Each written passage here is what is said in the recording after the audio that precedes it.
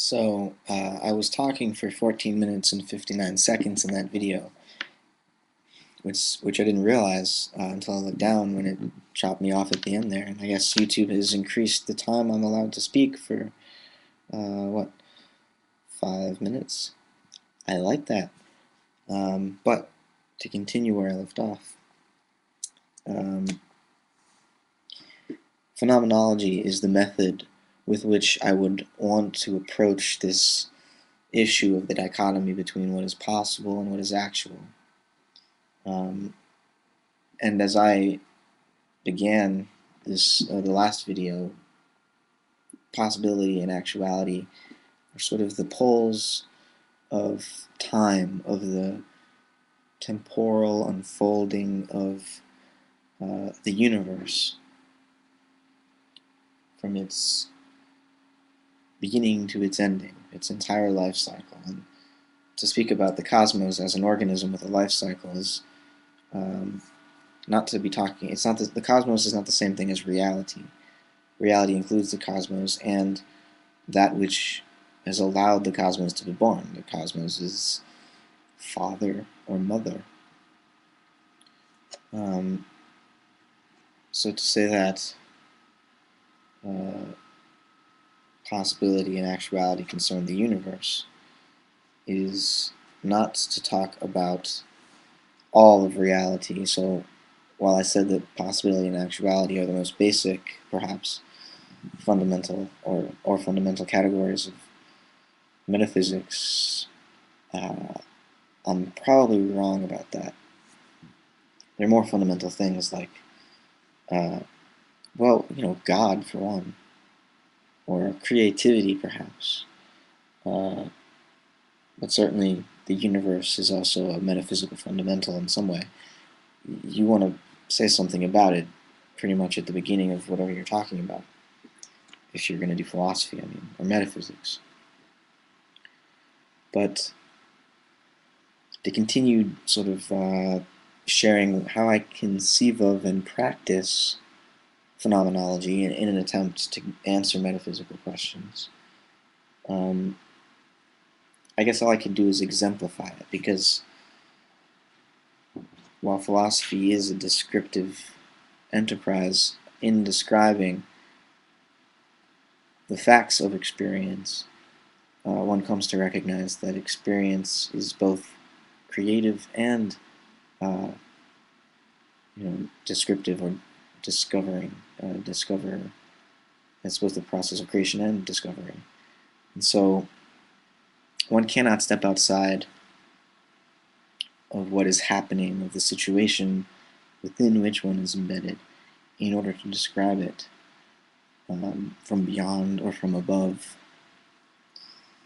So to do phenomenology is not only to describe where and what and how and who one is, but to express where and how and who and why one is and who,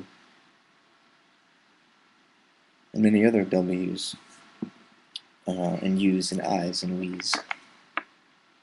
Phenomenology for me is also a poetic process of self-discovery. And who was the first phenomenologist? Well, let's just deal with the West.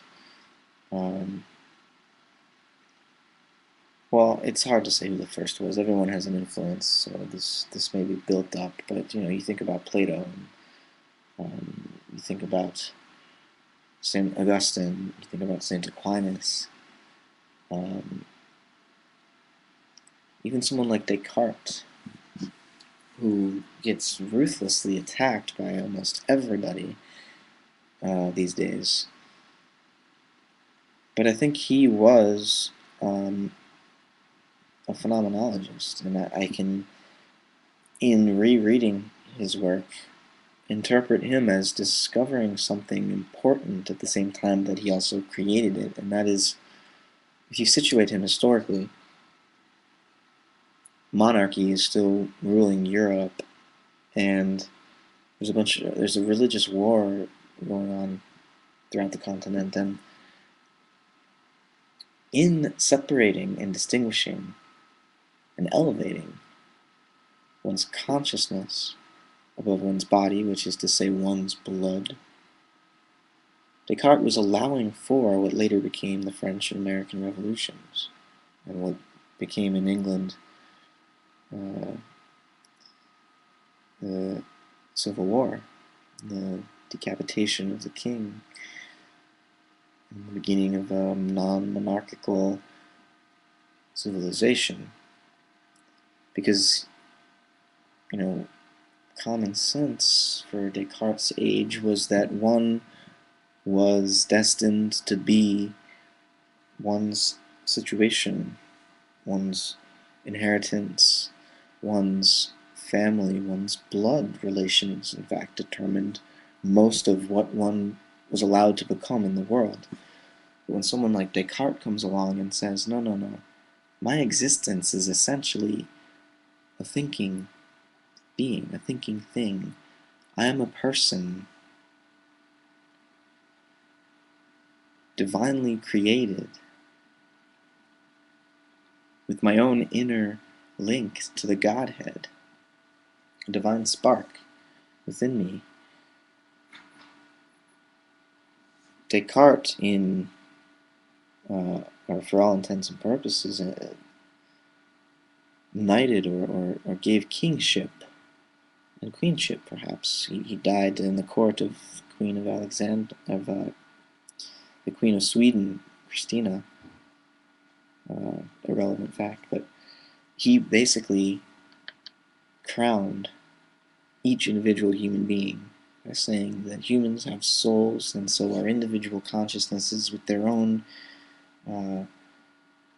right to exist and to express and to freely be in the world, uninhibited by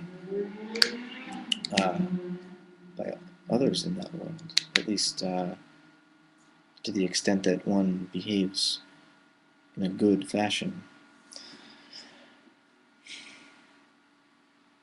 So Descartes, when historically situated, was actually performing something quite necessary, in the sense that it was a necessary step in the evolution of human civilization, in human consciousness. We had to differentiate the I, the ego, and the spirit from the soul and from the body.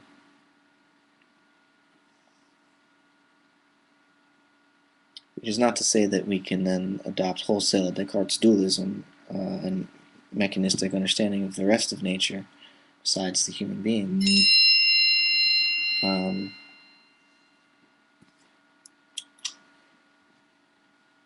But if we read Descartes as a phenomenologist, I think we realize that what he enacted with his cogito, with this pathway for thought that he devised, was very important politically and socially for human beings. And perhaps, to say that it's important is not to deny the criticisms which have been leveled by everyone from,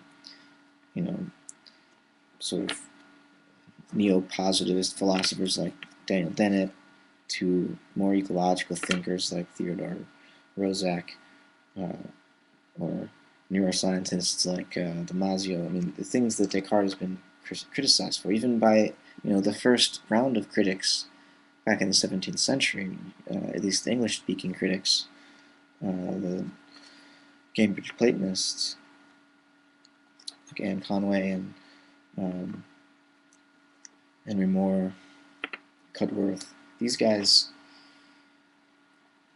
accepted some of what Descartes said with open arms. The sense of sort of the sovereignty of the mind and its innate capacity to realize its connection to divinity with a certain degree of certainty. Descartes arrived at God not through faith, but through doubt. It's very interesting.